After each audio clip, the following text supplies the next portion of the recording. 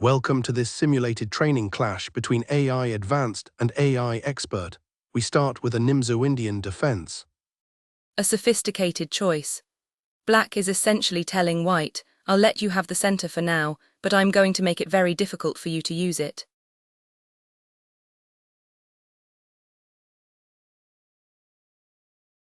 Black pins the knight with b4.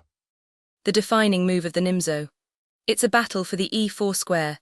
If black can stop white from playing that move, white's space advantage vanishes. White develops the bishop to d3. A solid piece, but it's a bit passive. White is playing it safe, avoiding any immediate confrontations. The bishop retreats to e7 after a3. That's a pragmatic retreat. There's no point in trading the bishop for the knight right now when the board is still so contested and purple. Black brings the knight back to f8. It looks like a step backward, but it's a repositioning maneuver. The knight is heading for g6 or e6 to challenge the center. White plays f3. An ambitious move. White wants to support a potential g4 push or simply solidify the e4 square from the side. Black develops the bishop to d7. Look at the heat map here. White has a significant red grip on the board, but black is just waiting for the right moment to snap. And there it is, the bishop sacrifice on a4.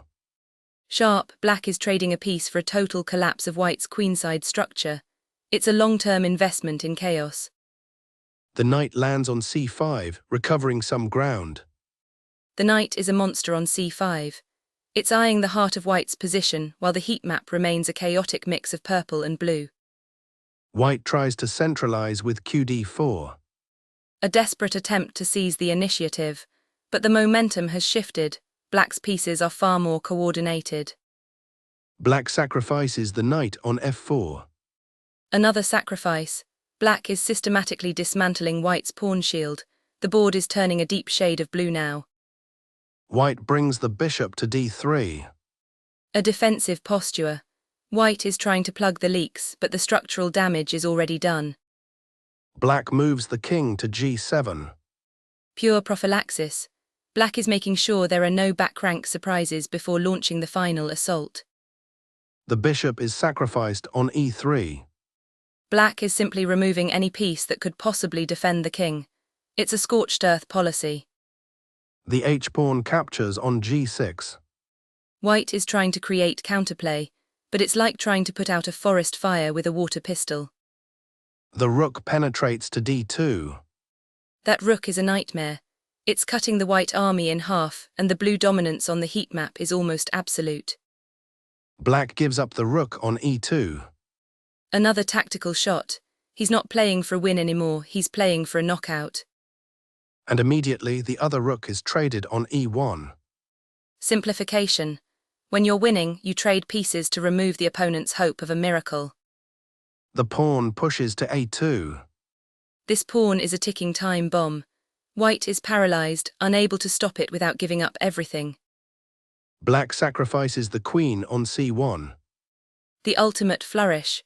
He doesn't need the queen because the resulting endgame is a mathematical certainty. The pawn promotes to a queen on e1. The transition is complete. The board is essentially a blue sea now, with white just drifting.